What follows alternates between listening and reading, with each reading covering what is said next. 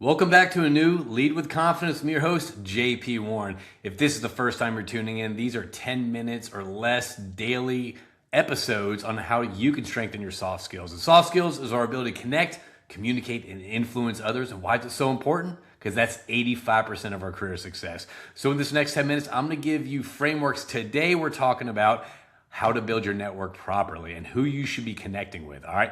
A lot of times when I go to students, when I go to universities, they're often wondering, like, how do I connect with people? Who do I need to connect with?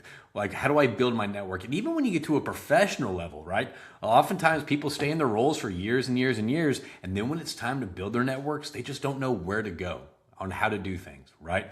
And what happens is they connect with people that, that they're familiar with, or they connect with people that they meet at networking events, which is, again, that's what you should be doing. That's fine. But as far as being intentional about being active about building your network, people often just fall short and they just stay comfortable inside their little bubbles. And so this is a great episode today on actually how to think about how to build your network and who you actually should be talking to grow your network. In the meantime, you can find us on, YouTube. You can find us on Instagram at Lead with Confidence with JP Warren. And I encourage you, I ask you, if you can, take 15 seconds, leave a comment, leave a review, share this. I just love kind of seeing how this impacts others around you. So let's kind of dive in today on how to think about how you can build your network effectively. All right, and be a little bit intentional about it. Okay, so people often connect with people that they just kind of meet, right? They just stay kind of in their bubbles on who they should meet, and that's a very good foundation layer to have a network, right? A good foundation is kind of what sets you apart. Okay, so I feel like I kind of get ahead of myself. Let me slow down. So number one, you got to be thinking about who should you be talking to, who do you want to be talking to, and you should need to be talking to. Okay, if that makes sense. Yeah. So who should you be talking to? So oftentimes this is that foundation layer that we're talking about. These are the, whether you're a student, these could be classmates you're around or people that you've had internships with before that you met at the office. These are your coworkers, right? This is the foundation. Okay. A lot of people stay here, which is fine. I love it. Again, I often think like it doesn't matter who you're connected with, but keep building your network. But the foundation layer, again, that's the one layer. That's the foundation layer. Okay. That's who you should be connected with already, right? Now, the next layer is who do you want to be talking to? Okay, so this is the next layer up. So these are the decision makers. These are people maybe two layers above on role wise, the people that you should be talking to, right? So since I talk to students, I'm going to use the student avenue here. So if you're a student, your foundation level, that is your classmates. That's the people that you previously had internships with before, right? That's maybe the people that you've connected with walking through the office at your previous interns. That's your foundation level, right? And who should you want to be talking to? These are people in roles that you strive to be in, right? So this could be engineers in this role. These could be potential leaders in this role, or potential, people that you actually want to kind of maybe work in their positions, for example, in 1 year, right?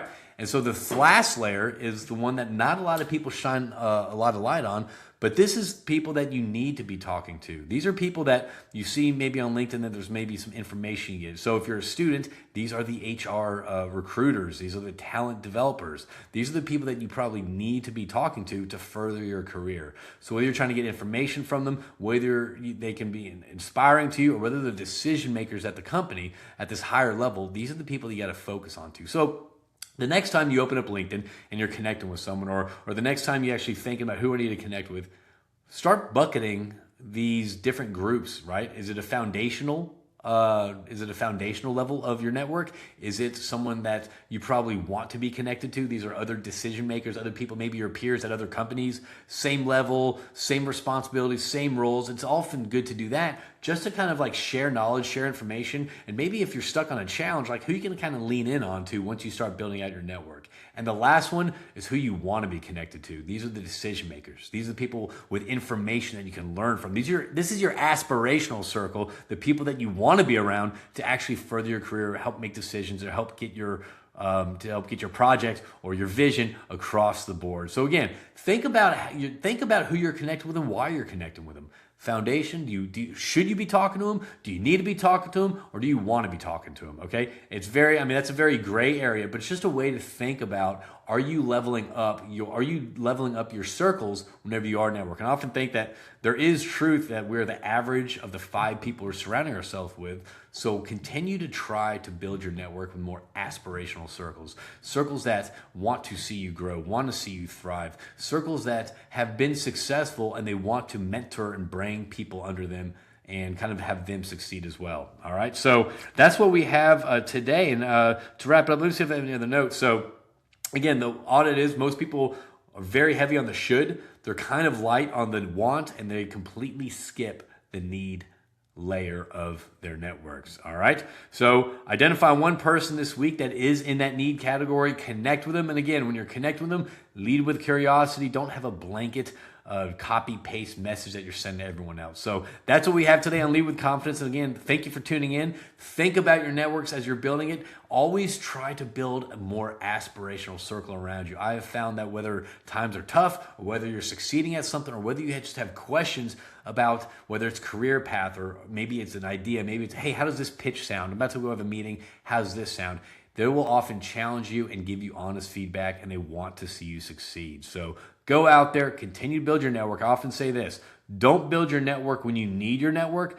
Build your network when you have the time, energy, and effort to. It's just like a garden, okay? You're not going to plant a garden when you're starving, when you're famished, when you have no nutrients in you, right? That's a little bit too late in the game. Just like you're not going to build your network when you lose your job, because that's a little bit too late. Obviously, do that, but if you start doing it when you lose your job, it gets very transactional and it gets very desperate. You plant your garden when you have the time, energy, and effort. That way, whenever you do need those nutrients, those fruits and veggies are already popping and growing and ready for you to get some nourishment from. So thank you out there for tuning in to Lead with Confidence. Go out there, build your networks, have fun doing it. And again, these are skill sets. Skill sets can be learned, practiced, and mastered. Start building them today. And that's why you're here, and I appreciate your time. And we are